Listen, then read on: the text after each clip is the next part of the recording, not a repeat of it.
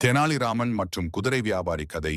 இதோ ஒரு முறை அரசர் கிருஷ்ணதேவராயரோட அவைக்கு வந்த குதிரை வியாபாரி தனது குதிரைகள் மிகவும் உயர்ந்தவை என்றும் ஒவ்வொரு குதிரையோட விலையும் $1000 என்றும் சொன்னார்.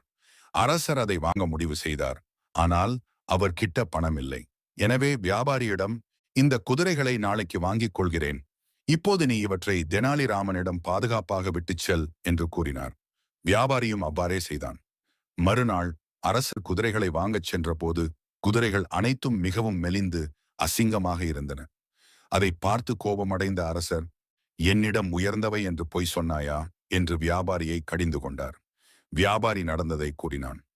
உண்மையில் தெனாலிராமன் குதிரைகளுக்கு சரியாக உணவளிக்காமல் வேண்டுமென்றே அவற்றை மிகவும் மோசமாக மாற்றியிருந்தார். அரசர் கோபத்துடன் தெனாலிராமனை பார்த்தார். தெனாலிராமன் புன்னகையுடன், அரசே, நேற்று வியாபாரி $1000 குதிரைகளை விற்பதாகச் சொன்னார். ஆனால் அவை எப்படிப்பட்டவை என்று பரிசோதிக்கவே நான் ஒரு தந்திரம் செய்தேன்.